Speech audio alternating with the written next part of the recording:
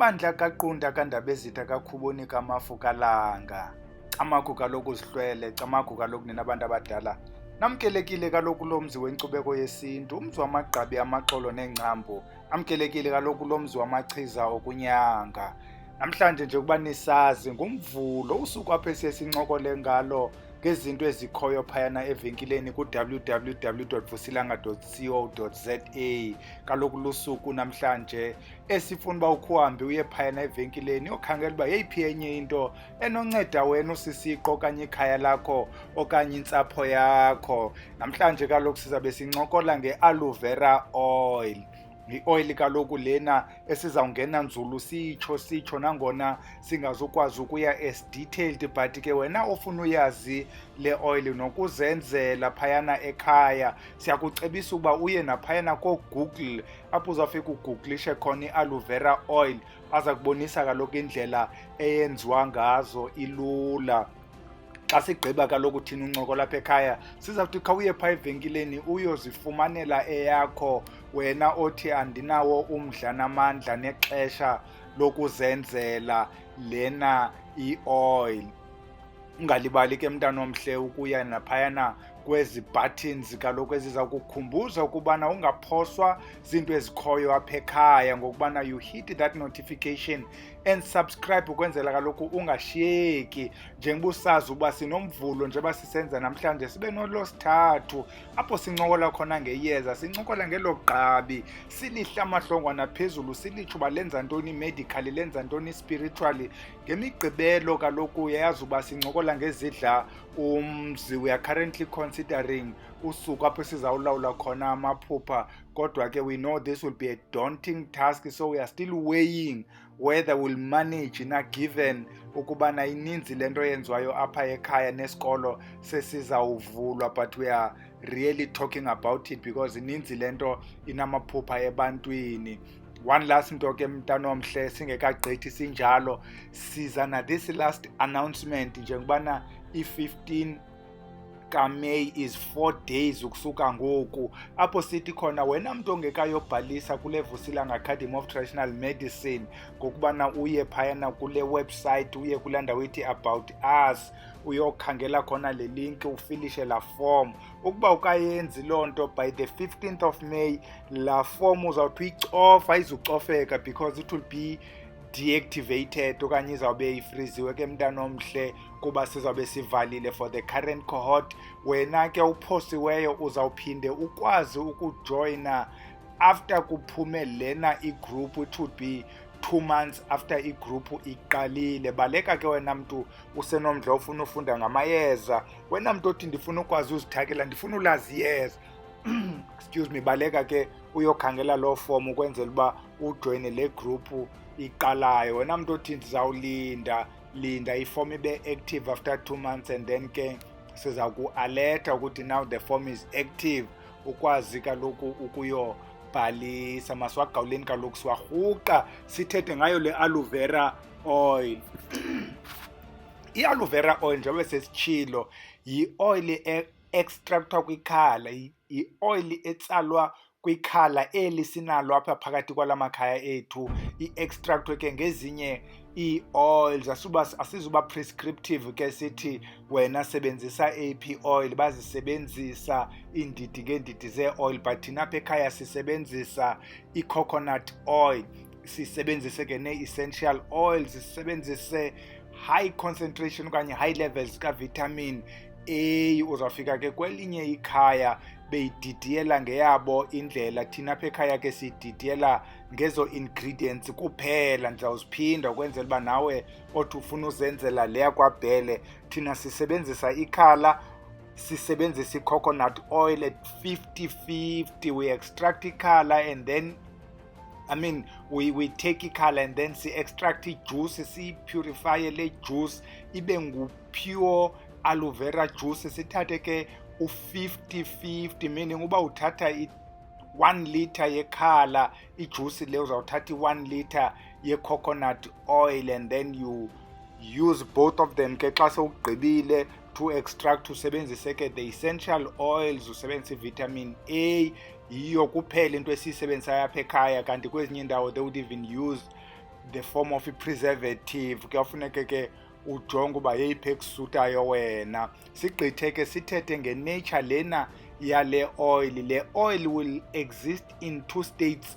Ukuba kuyabanda le oil izawuqina ibe mhlophe, kanti ukuba kushushu izawunyibilika ibe ngamanzi, ibe ngulo goldish brown. Andichani kakuhle imibala, but kulaa mbala webhiya ufumanise ngathi okanye umchamo lo ufuna uba bu-goldish brown, iba yiloo khala injalo. Andiyazi ke imibala mntanomhle. Umbuzo wakho ke ngokuba inceda ntoni le oil bhele othi masiyoyithenga. Le oil yenza into ezininzi mntanomhle.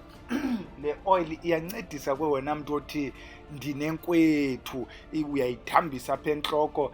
Uzawuthi the more umane uyithambisa uzawuba batyhini inkwethu yam iya iphunguka, iya iphela inkwethu. Wena mntu othi intlonze yam iyathanda ukoma, thambisa le aloe vera oil. Wena mntu othi ndinebhanti okanye into kuthiwa zii-shingles, I'm aware of abantu who are struggling with these shingles, and siyeke le nto stigmatize ii-shingles. Ii-shingles are not only for abantu aba-HIV positive. If you are malnourished, if you are stressed, if you are old, zininzi ii-conditions ezilidishela ukubana ube nee-shingles. Kaloku is a viral infection that travels along your nerves. So ii-shingles ke uzawufumanisa ukubana kumaxesha amaninzi ayikho into ethomalalisa iintlungu zayo. Is painful ke mntanomhle kubantu abakhe banayo. Khawufumane i-aloe vera oil uthambise yona. Wena mntu othi ndinezilonda zide zibe ngathi zitshile, google aloe vera oil, uzawuyibona. It's magic when it comes to izilonda. Wena mntu unesilonda, noba sisilonda, wena mntu uthi ndinebekelo, khawukuthi xa usebenzisa loo mayeza aloo ndawo usebenzise nale aloe vera oil ukwenzela uba uncedise loo mayeza ngokuba eso silonda sikhawuleze siphele. Wena mntu kune-acne, namaqhakuva balapha ebusweni, wena mntu uthi ndine-acne spots, ezaa spot zezisheka apha ebusweni xa ubunamaqhakuva, khawukusebenzise le aloe vera oil ubone uba izukuncedana. Andiyazi intoni enzekayo, noba kuqala ingqele kuba ke seyileli xesha likaMeyi. Ndiyaziva ndinayo into ngathi ndinale COVID. Heyi, I hope ayiyo. Izitshanguba ke ebantwaneni okanye le nto kuthiwa i-ringworm, khawukhe uzame le aloe vera oil uyijonge apha kwezi zitshanguba. Iza kwenzela imimangaliso ke mntanomhle. Wena sisothi ndine-stretch marks iminyama, nawe bhuti othi ndine-stretch marks, khawukhe uzame le aloe vera oil uyithambise. Amabala amnyama ke ezi birth marks not included, amanye nje amabala amnyama. We-tested kumntu wayesenza i-boxing apha kwii-knuckles, abantu babebetha i-punch bag. Sayijonga ukuba ithatha ixesha elingakanani. Ayamthatha xesha lide kakhulu ubhuti, yaphela laa nto ibo babumnyama kwii-knuckles. Khawukuyijonge ke nawe, khawukuyijonge nawe bhathi ke njengoba sisitsho i-birth mark ayikho topical, ingaphakathi, so ayizuncedwa ke yona yi-aloe vera oil. Ayincedwa nto as far as we know. Wena mntu othi ndiyarhawuzelelwa, including wena mntu othi ndityiwe ingcongconi, mna ndityiwe yinyosi, khawuyizame le aloe vera oil. The other thing ke besinoyirekhomenda kuwe wena mntu othi ndityiwe yiloo nto ityileyo, neplantain, uzukuyojonga iplantain lesikhe sayincokola, is also very good ke kwizinto ze-skin. Le aloe vera oil iphinde incedise to nourish your skin. That's why wena mntu usebenzisa i-aloe vera oil uzawubona uba your skin will be smoother, sizawuglowa iskin sakho, will be supple. Asizufana nalaa nto ibinkwatsha ubukhe wanayo. Uzawubona uba iskin sam siyatshintsha kancinci siba sihle, and will become lighter, but not ulight lo mntu otsheyisayo. Izawubuyisela obabu-light wawukhe wanabo ngoku ongekabikho kule meko ukuyo ngoku. Nawe wena mntu othi nditshanga amalanga xa sekuqala ihlobo, khawukuthambise le oil xa uya apho emalangeni. Uthi naxa sewubuya uphinde uthambise le oil, because kaloku iyazama ureversa eza effects ze-UV rays okanye le UV radiation edisa ke kwiskini i-aloe vera oil. Uphinde wena mntu othi ndine-gum problems, khawukumane uyithambise apha kwii-gums. Ininzi into enziwa i-aloe vera oil esingazukuyigqiba kuba kaloku siyakhalelwa ngabantu, iidata zethu ziyaphela, sizama uyenza mfutshane. Khawukuhambe uyigugulisha le aloe vera oil while you are there, usowukhangela ne-aloe vera juice when you are there, uyibone le nto ilikhala elapho ngakokwenu ukuba amandla ayo angakanani. Bayathanda ukubuza abantu ukubana le oil isebenza kubantu abaneminyaka engakanani. Medically okanye clinically kuzawuthiwa from pediatric to geriatric. It means umntana uyakwazi uyisebenzisa se-neonate from day one ezelwe, uyakwazi nawe uguge uyiloo nto ishwabeneyo uyisebenzise. It means le nto ayina-problem naminyaka, ayina-problem nanto, because kaloku zinatural nje basitshilo.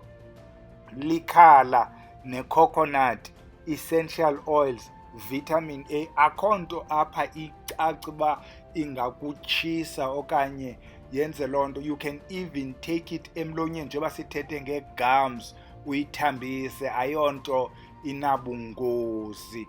Siphinde kapha ekhaya sibe nayo i-aloe vera oil ethakiweyo, uzayibona kwimibala yayo. Ujonge le picture izawuba khona apha, imibala iyatshintsha-tshintsha ke, because ezi colour zenziwa sithi there's nothing in colour except to say le yethakiwe, le ngathakwanga. Le ingathakwanga will come as natural as it is. Lithakiweyo sithi nje abayitshintshayo ikhala xa siyenza. Lena ke i-oil ethakiweyo iyancedisa because ithakwe ngamayeza, yathakwa ngamafutha. For wena mntu oqhele usebenzisa into njengeziphondo okanye isigqabo, kuthiwa thambisa apha emashiyeni, thambisa emva kwendlebe, thambisa apha ebunzi, endaweni uthambisa ezo ndawo zimbini kuba kaloku isiphondo into encinci, thambisa le aloe vera oil. Utsho ubhenefite kuyo yonke le nto ubuzayifumana kule aloe vera, ufumane ke nezaa nto zentlahla. Uthi ube mhle mntana omhle xa uya kuloo interview. Wena bhuti othi ndifuna uthandeka xa ndivela, uthandeka athi swi. Mhlawumbi wena thandeka ke uzifunela ubhutbhele, uqonda ubhutbhele makandibone nomtsalane. One thing we want to mention ke, bantwana bahle, nikhe niye naphayana kwezi chemist ubone ubheka mina, nanku ubheka mina, uthathe ubheka mina soap, ubheka mina cream. Azisebenzi izinto zentlahla xa usemnyameni, xa unemigqwaliso, izichitho, amashwa. Noba ungazuye kukreceba ukuthiwa ukubize i-1,000 for le nto yakhe yentlahla iyasebenza, it will never work xa usemnyameni. The example we give ngokubana xa impahla yakho imdaka, noba ungayi-ayina uyithini, loo nto yokuba uyi-ayinele ayenzi ukuba ibe clean. Noba ungathi uyayipula, ukuyipula akuthi i-clean, you need to wash it first.